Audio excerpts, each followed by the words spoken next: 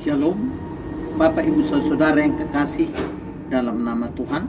Dalam Alkitab ada tertulis, Bapa memperdengarkan suaranya, inilah anakku yang kukasihi, kepadanya lah aku berkenan. Tetapi tidak pernah tertulis, lalu berbicaralah Allah Bapa kepada Allah Anak. Tidak juga pernah tertulis, lalu berbicaralah Allah Anak kepada Allah Roh Kudus. Setiap Bapa berbicara, yaitu Tuhan Allah Sang Pencipta berbicara. Tidak pernah ditulis bahwa ia berbicara terhadap suatu Allah lain. Tidak kepada Allah Anak, tidak kepada Allah Roh Kudus. Mengapa? Karena memang tidak ada Allah Anak. Dan karena memang tidak ada juga Allah Roh Kudus. Yang ada ialah Bapa, Anak, dan Roh Kudus. Itulah firman Tuhan yang disampaikan oleh Yesus. Seperti manusia memiliki pikiran dan roh, demikianlah Allah memiliki firman dan roh. Itu berarti bahwa Allah tidak didampingi oleh Allah Anak dan tidak didampingi oleh Allah Roh Kudus. Demikian juga manusia tidak didampingi oleh pikiran dan tidak didampingi oleh roh. Allah memiliki firman dan roh, seperti manusia memiliki pikiran dan roh. Demikianlah Bapa, Anak, dan Roh Kudus itu adalah Bapa yang memiliki firman dan Roh Kudus. Jadi Yesus memaksudkan kita dibaptis di dalam nama Bapa, Anak, dan Roh Kudus adalah kita menyerahkan kehidupan kita kepada satu Allah, yaitu satu-satunya Allah, yang mana Allah yang dimaksudkan adalah Allah yang hadir melalui firman-Nya yang menjadi manusia, Allah yang hadir melalui roh-Nya.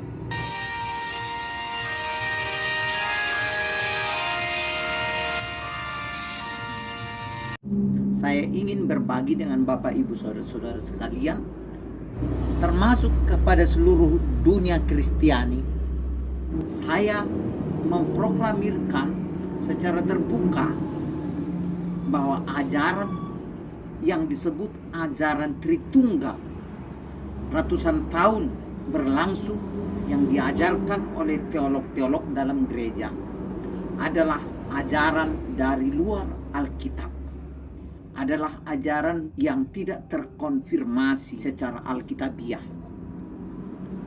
Yang pertama pada Matius 28 ayat 19, di mana Yesus berkata, baptislah mereka di dalam nama Bapa, Anak, dan Roh Kudus, adalah mengidentifikasi tentang Tuhan Allah yang kepada Dia kita bertobat dan berserah hidup.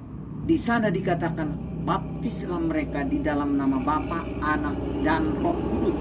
Tidak dikatakan di sana baptislah mereka di dalam nama Allah Bapa dan Allah Anak dan Allah Roh Kudus.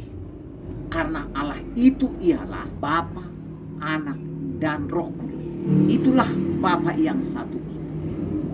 Tetapi tidak ada sama sekali keterpisahan Bapa terhadap Anak dan terhadap Roh Kudus.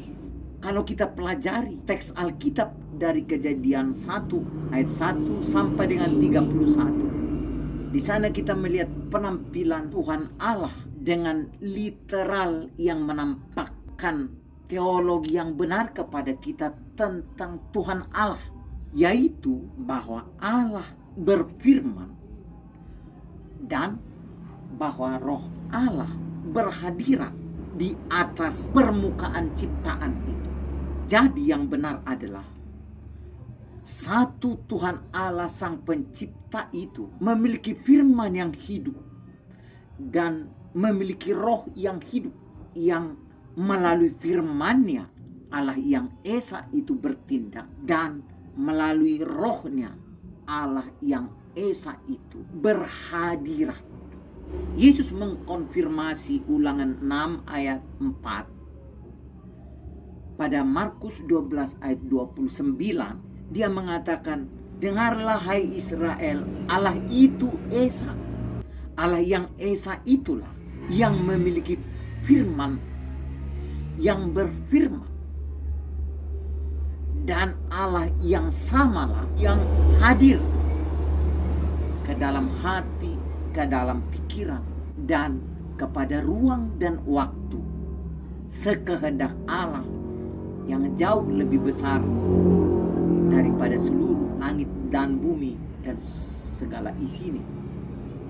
Dia tinggal mengaktifkan kemahakuasaannya. Yohanes 10 ayat 3, Yesus mengatakan, "Aku dan Bapa adalah satu." Itu artinya bahwa Yesus dan Bapa bukanlah Dwitunggal, melainkan tunggal. Nah, kalau Yesus dan Bapa adalah satu, itu berarti Bapa, Anak, dan Roh Kudus bukanlah Tritunggal, melainkan satu. Bukan tiga di dalam satu, tetapi satu di dalam satu. Ajaran tentang Tritunggal itu sama sekali tidak ada hubungannya dengan kebenaran Alkitab. Karena Yesus sendiri mengatakan, "Aku dan Bapa adalah satu."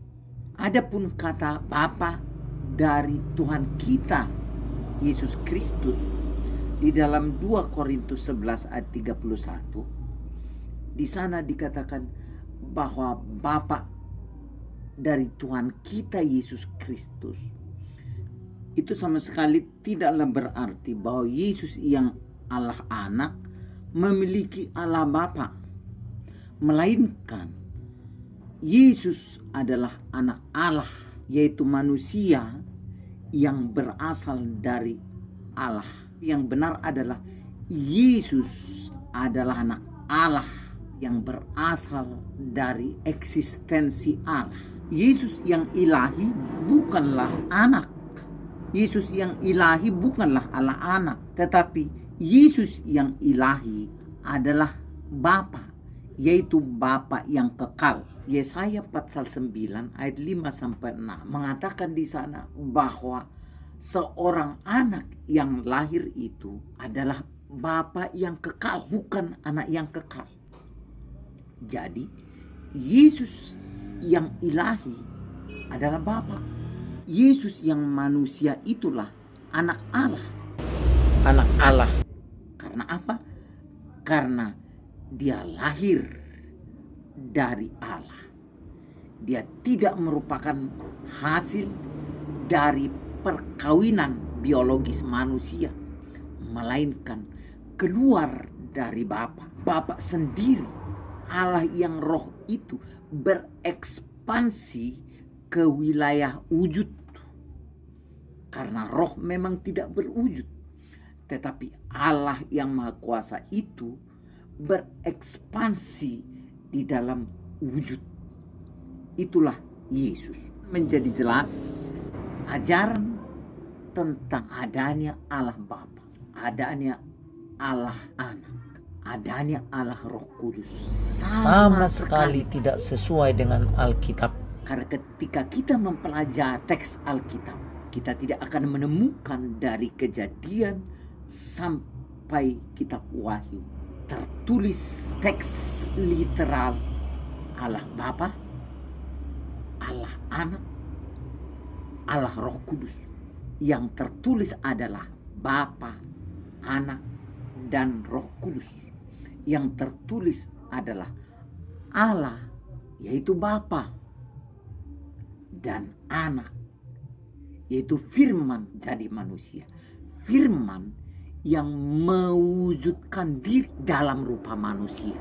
Dan tidak ada Allah Roh, yang ada ialah Roh Allah.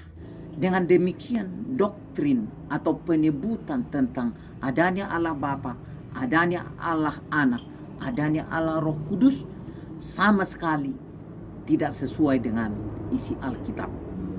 Ajaran Alkitab jelas bahwa Allah Tuhan yang Maha Kuasa yang menciptakan langit dan bumi telah menyatakan diri di dalam Yesus Kristus, mengambil wujud di dalam Yesus Kristus, yaitu firman-Nya yang jadi manusia. Dan Allah yang Maha Kuasa itu berhadirat melalui Roh-Nya yang ada hadir kepada dunia, kepada hati manusia, kepada pikiran manusia.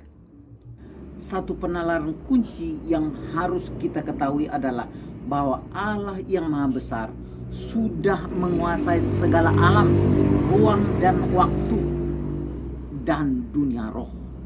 Tidak ada satu titik pun yang tanpa penguasaan Allah. Bahkan segala sesuatu, segala ruang dan waktu dan materi berada pada eksistensi Allah. Kisah Rasul 7:28 mengatakan, dalam Dia kita hidup, dalam Dia kita bergerak, dalam Dia kita ada. Jadi keberadaan Allah yang Maha Kuasa tidak terletak dalam suatu batas ruang, waktu, dan materi. Tetapi sebaliknya, segala sesuatulah yang berada pada eksistensi Allah.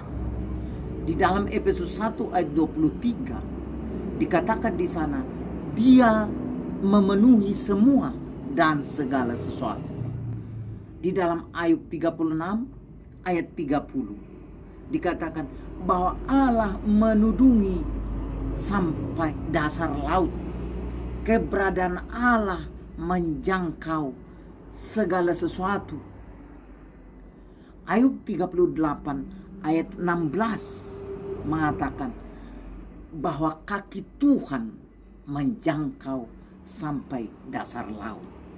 Nah, dengan demikian, ketika Allah memenuhi segala sesuatu, seluruh zaman, seluruh ruang dan waktu, segala sesuatu bisa Dia jangkau sampai pada hati yang terdalam dari manusia itu. Allah menjangkau sampai di sana. Itu artinya tidak ada satu titik pun untuk memberi ruang adanya satu Allah lain, sehingga pemahaman kita tentang Allah bukanlah Allah yang datang ke bumi seperti dari sebuah titik berpindah ke titik lain, tetapi yang benar Ia bertahta di sorga sekaligus menjangkau bumi. Yang terjadi ketika Dia mengutus anaknya adalah mengaktifkan ekspansi kemahabesarannya. Ketika Dia mengutus Roh-Nya memenuhi hati kita, itu tidak berarti Roh itu turun dari sorga, datang seperti layangan turun, lalu hadir ke dalam hati kita. Yang benar adalah kemahakuasaan Allah sudah menguasai segala sesuatu. Tetapi ketika Dia mengutus Roh-Nya kepada kita, kepada hati dan pikiran kita, itu terjadi dengan Allah mengaktifkan kuasanya, kemurahannya ke dalam hidup kita. Itulah sesungguhnya keberadaan Allah yang kita saksikan di dalam Alkitab. Sehingga kita harus pahami bahasa manusia adalah sangat terbatas untuk memahami kebesaran Allah. Namun apa yang sudah tertulis, di mana tulisan itu merupakan tulisan dengan makna kamus yang resmi, kita tidak boleh mengubahnya menjadi masuk di dalam arti simbol.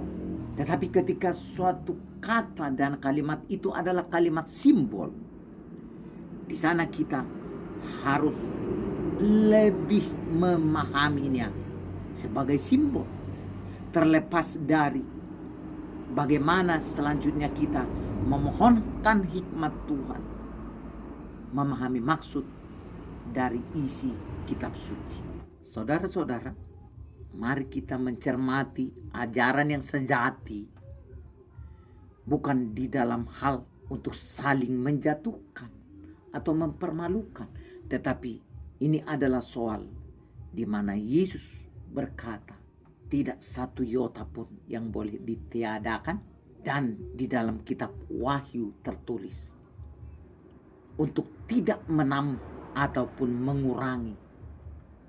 Dengan kata lain, bahwa Alkitab dengan seluruh kebenarannya tidak boleh diubah dengan maksud baik ataupun maksud yang lain. Bahwa kitab suci tidak boleh diubah makna dan pengertiannya, baik dengan tujuan lurus atau yang lainnya. Tuhan kiranya semakin memulihkan gerejanya, menyempurnakannya sampai Tuhan menemukannya tak bercacat dan tak bercela.